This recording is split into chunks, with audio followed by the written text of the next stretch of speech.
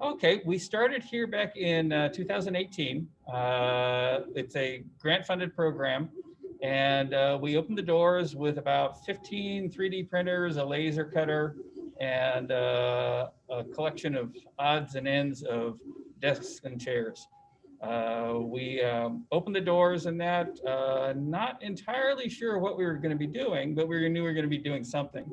So what's evolved over the next 2 years was an open laboratory where the MSJC students could come in and partake of technology.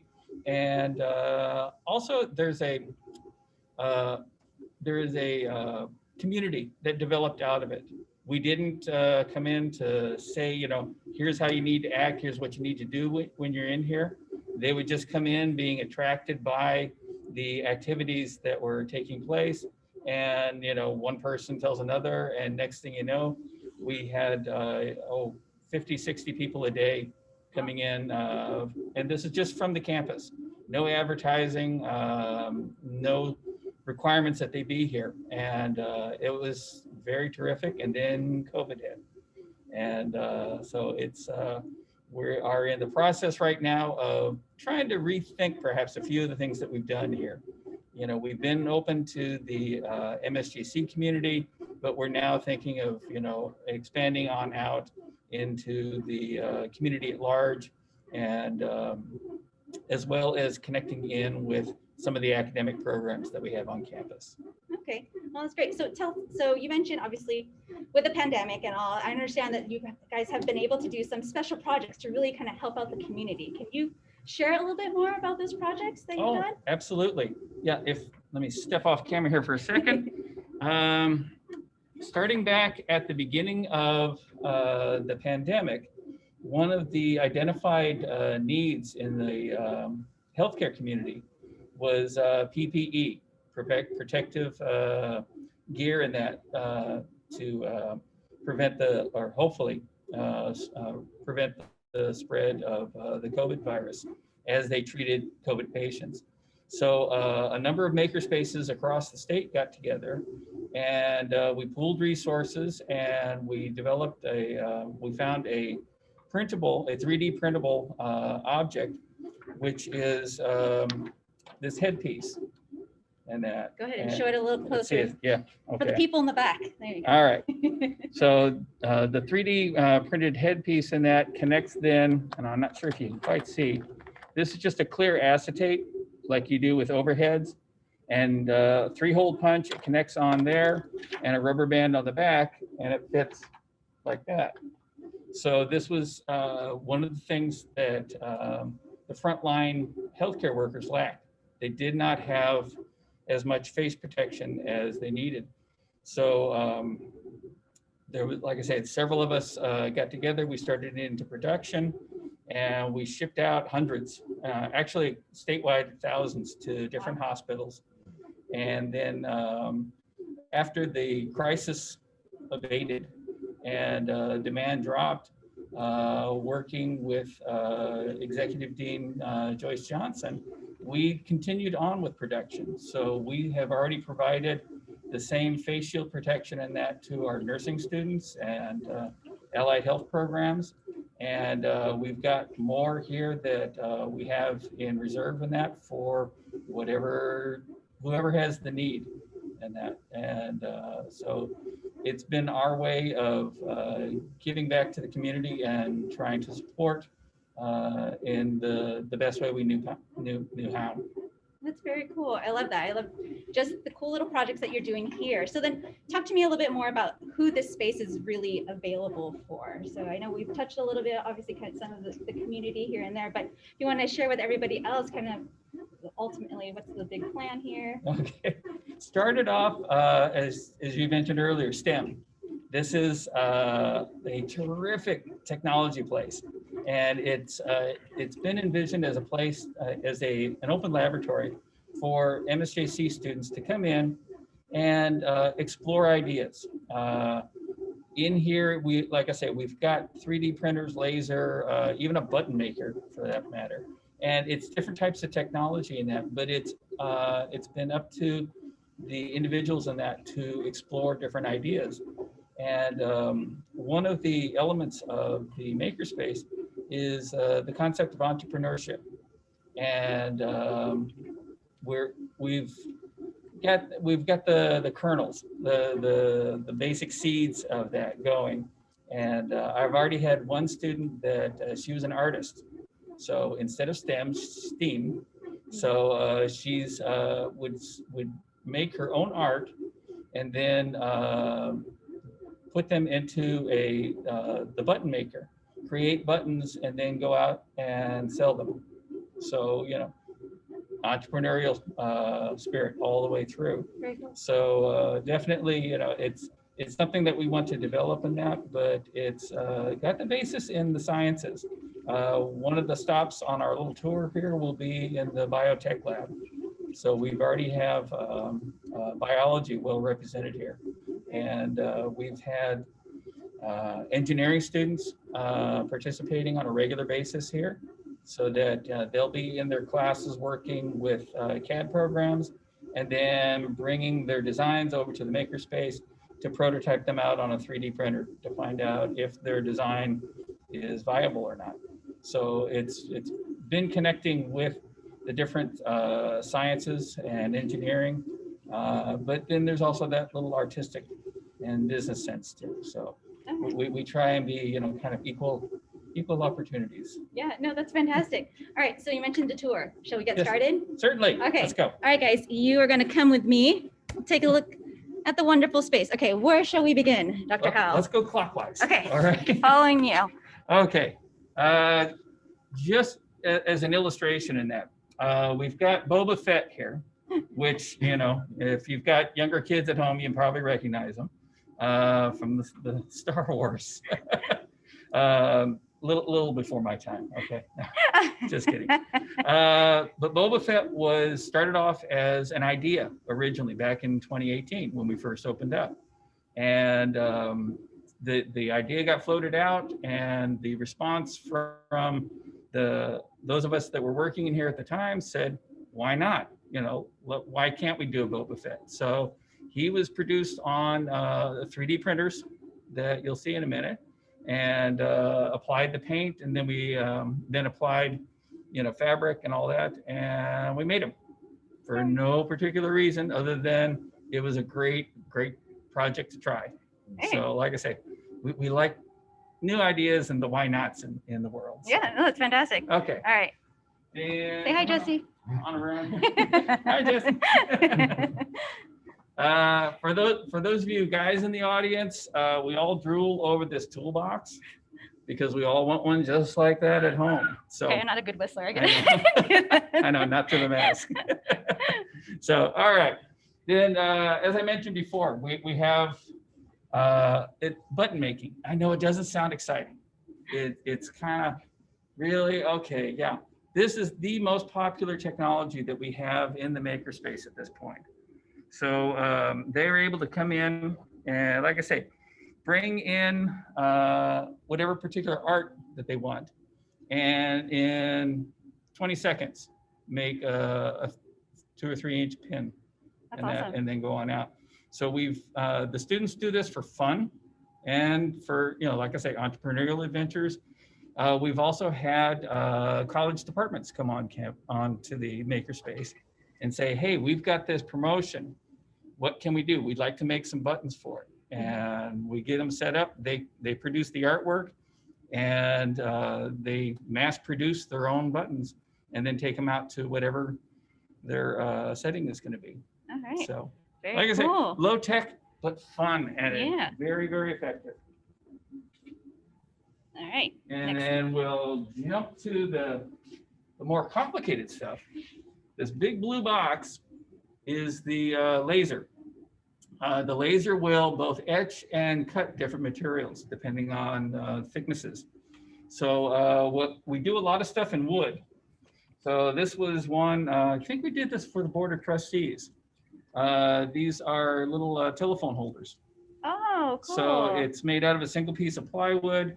The design first takes place in the computer, then you ship it out to the laser, and it etches the graphics and then cuts out the pieces all in one fell swoop. Wow. So how long would a project like that take to simply? The computer work is where the time is spent. You know, the computer and that you may be on there for hours or days, you know, refining and refining till you get it dialed in, and then you send it to the laser like you would even a 3D printer. Prototype it out, try it once. If you get what you want, then you can go ahead and go into production essentially. And besides the wood, it works on even, you know, plastics and that, but it will also work on glass. And I don't know if that'll show up very well, maybe. But it etches glass. Very cool. So we're able to, you know, put designs on drinking glasses, or you get to put designs on drinking glasses. And I don't have an example of it because he took it with him. But one of the best uses most innovative uses I've seen with the laser so far is a gentleman designed his own logo and scaled it to the head of a guitar. And he was able to, you know, refine it on down. He had one shot. He only had the one guitar. So we put the guitar head in there and it etched it out so it followed the contours of the head. And it was just gorgeous. And it was his own monogram. That's very cool. It's something that it can be very personalized, but it involves a lot of math and science, some engineering, and definitely some art too. So, all right, and then over here we've got the wall full of 3D printers. I don't know if you can see that very well. And we've got a few over here. We're still in production with the PPE right now. So that's what these machines are working on. It's the best view. You can see there. And they sing. Not a great song, but over and over.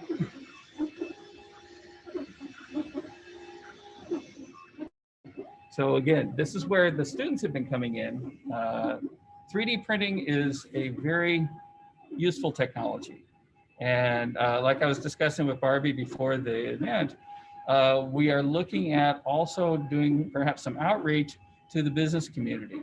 So if you're, say, a small business owner and you need to devise a particular part for one of your machines, if you start off in the CAD program and that, develop a prototype, then we would like, I'm hoping to be able to open up the MakerSpace so you would be able to come in, prototype it out in simple plastic on a 3D printer, and then refine your design until you get to the point where you can actually then take it to an actual manufacturing process. So I know I've been showing you the fun stuff, and it is a lot of fun, but it also has some really nice practical business applications too. So that's in the offing. That's what we're shooting for at this point. Nice, I love it. And then last on the tour here, this is the biotech room. Oh. This is Dr. Nick Reeves. Sorry, I can't talk tonight. This is his biotech lab. So he's got these really nice microscopes and other equipment in here. And this is where he brings in honor students in biology. And they actually perform biological studies in here.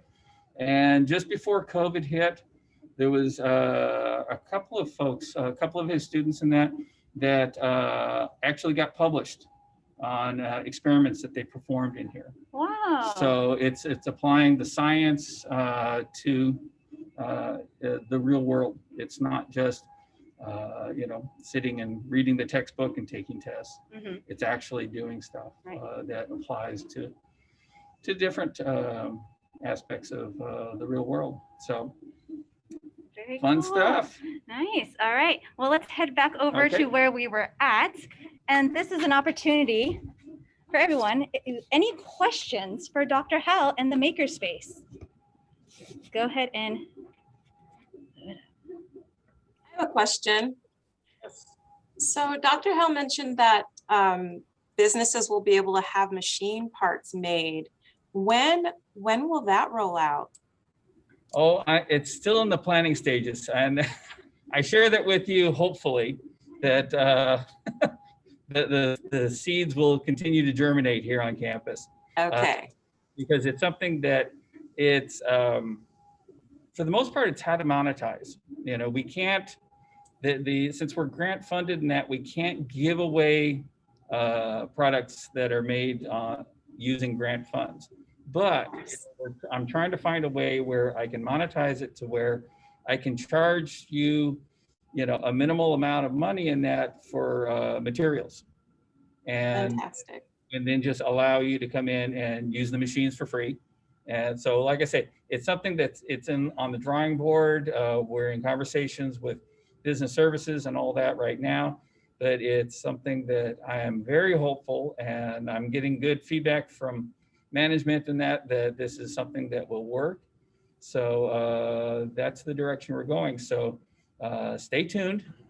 All right. I will be in touch and let you know as things get approved. Please do. Thank you. Mm-hmm. Who else has a question for Dr. Hell? Feel free to unmute yourself and chime on in. Well, there was a comment, Dr. Howell, from Gina from the City of Menifee's Economic Development.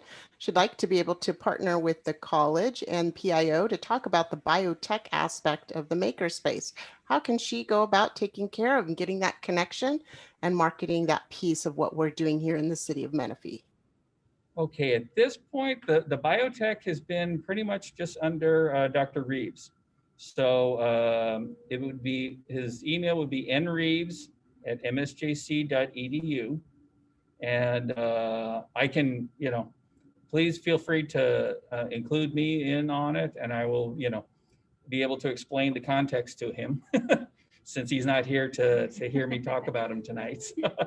And my email is hedghill@msjc.edu.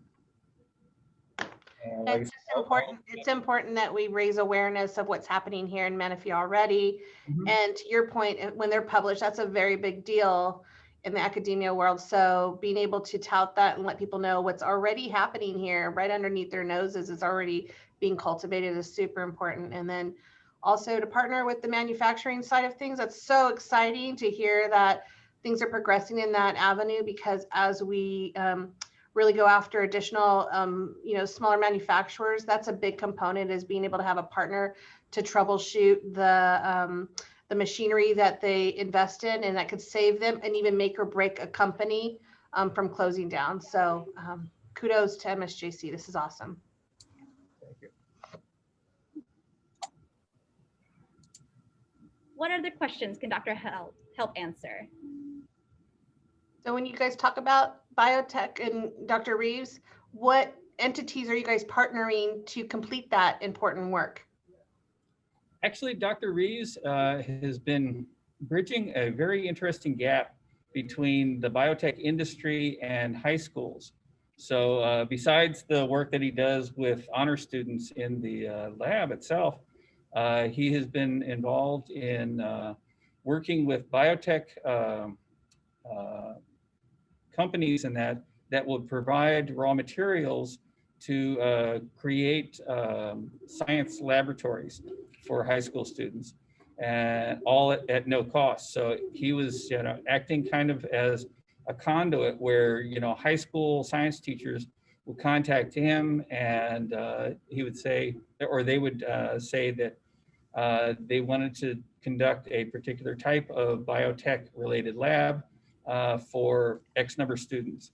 And we would be able to then get those kits to them for those particular labs.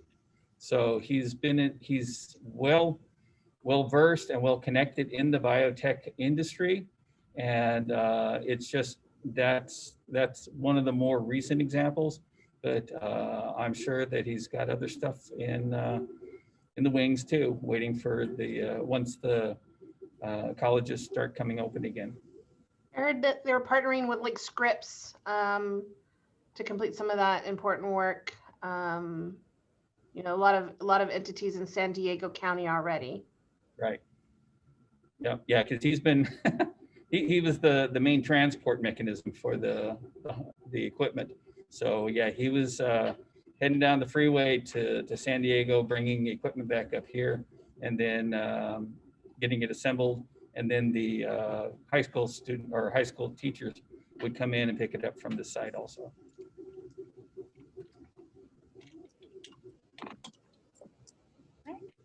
Okay. I'd just like to say thank you very much. As a trustee of MSJC, I'm very proud of what we have, especially in our community. That thank you for sharing and showing. And it's a great show and tell. Remember the day on show and tell. But again, thank you. Very proud of it.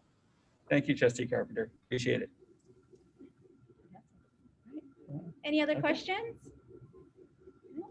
All right, well, if there aren't any other questions, thank you Okay. so much, Dr. Howe. Thank you very much, We Barbie. appreciate your time. Appreciate it. And again, Okay. sharing this amazing space. All right.